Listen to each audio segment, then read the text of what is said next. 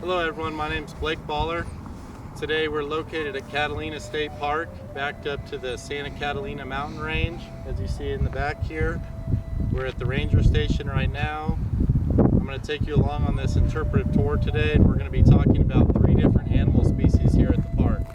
We're going to be talking about the javelina, the cottontail rabbit, and the Coues deer. So if you'll come on with me and we'll go learn about them.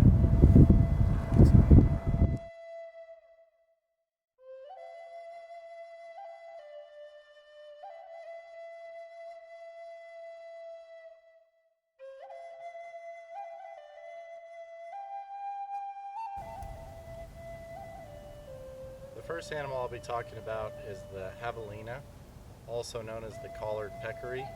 This right here is pretty prime habitat for them. This is an area that they would typically bed down in. The grass is laid down.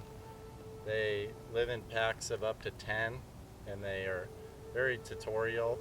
They find a certain area, and that's where they feed and they sleep, and they don't share with other groups of pigs. They get their name, the collared peccary, from the light colored hair that is around their neck, and the rest of their fur is kind of a mix of colors, light and dark, and that's where they get their characteristics from. And their teeth are roughly about 1 inch long. They protrude out so they can get through cactus or whatever forage they come across. They occasionally will eat dead rodents and lizards and stuff like that, but typically feed off of grass and stuff like that. The collared peccary can range in landscapes anywhere from these palo verdes, the desert washes, to oak shrubs and higher grasses in a higher elevation. They can be very territorial, and they have a scent gland on the top of their rump that they rub against trees and rocks, and that allows other javelinas to know that that is their area, and they don't typically share. Javelinas have quite a few predators. They have coyotes, bobcats, and even mountain lions that feed off of them, and also humans. They are hunted by humans throughout Arizona, Texas, New Mexico, and that can make it difficult for them to survive as well.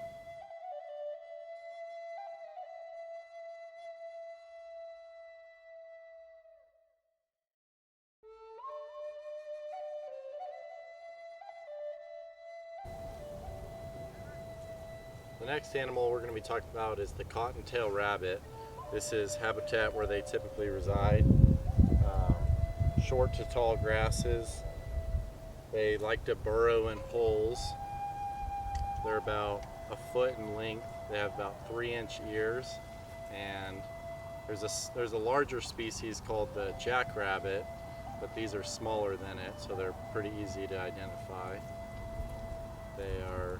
They have prey such as bobcats, coyotes, mountain lions as well. Even though these rabbits are furry and cute looking, they can reproduce year long, which means their population can skyrocket, and that's why they have a year-round hunting season for people, and prey feed off of them daily as well. To avoid overheating, cottontail rabbits are more active in the mornings and evenings as well as at night, and this prevents them from getting too hot during the day. They come out in cooler temperatures and feed on shrubs, grasses, cactus, anything they can find that's easy to digest. The cottontail's large ears help to radiate heat when the temperatures are high, and their light-colored fur helps them stay cooler in the hot summer months. I hope you guys learned something about the cottontail rabbit. I hope you find them as interesting as I do. They're a very important part of our ecosystem here in the Sonoran Desert.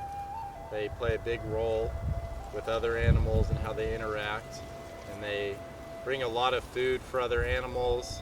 And our next animal is going to be the Coues deer I'll be talking about, so we'll head on over there. Our third animal here today is going to be the white-tailed Coues deer.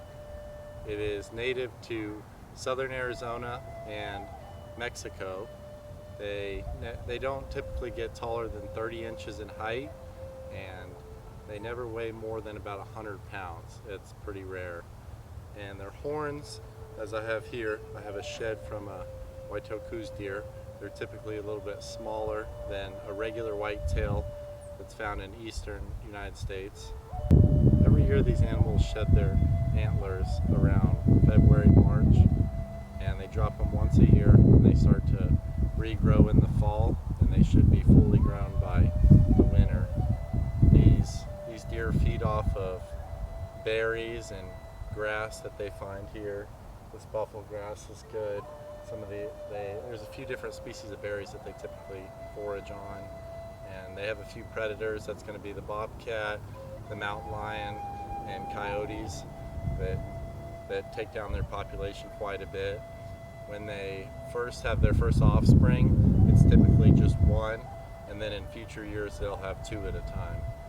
White-tailed Coues deer typically have a home range of about 1.7 miles, which means they're able to cover different ground to find forage and hide from predators and find good places to have their offspring.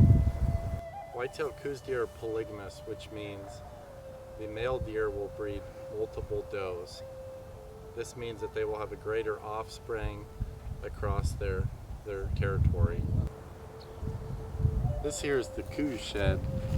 They fall off annually, and it does not hurt the deer. It just falls right off the top of their skull. They have a little bit of a damage, and it heals back within a few weeks. You can find these across the land, a little bit of hiking, kind of unique. They get bigger every year as the buck grows in size. I hope you enjoyed learning about our last animal, the white-tailed Coues deer. And next we're going to be taking you to some of the damaging effects in Catalina State Park after the recent bighorn fire this last summer. So we're going to head to that.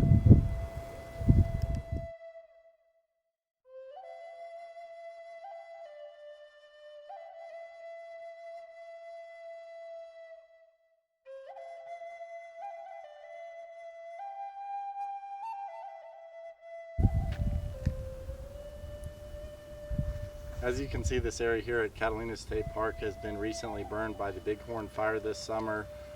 It burned 119,000 acres, and it's charred quite a bit of the land here, which impacts humans and animals as well. Their habitats have been burned up, and they have to push further and further into new land. Given that these animals have been displaced, please be mindful when walking on our trails. Even though the fire has been over for a few months now, the effects on the animals are still present, and they will have to go further and further to find new homes and habitats and forage. Thank you for coming to my interpretive tour. I hope you learned something and enjoyed the talk and got to see some of the effects of the fire and learned a little bit about the animals, and you take something home to teach others. And thank you and have a good day.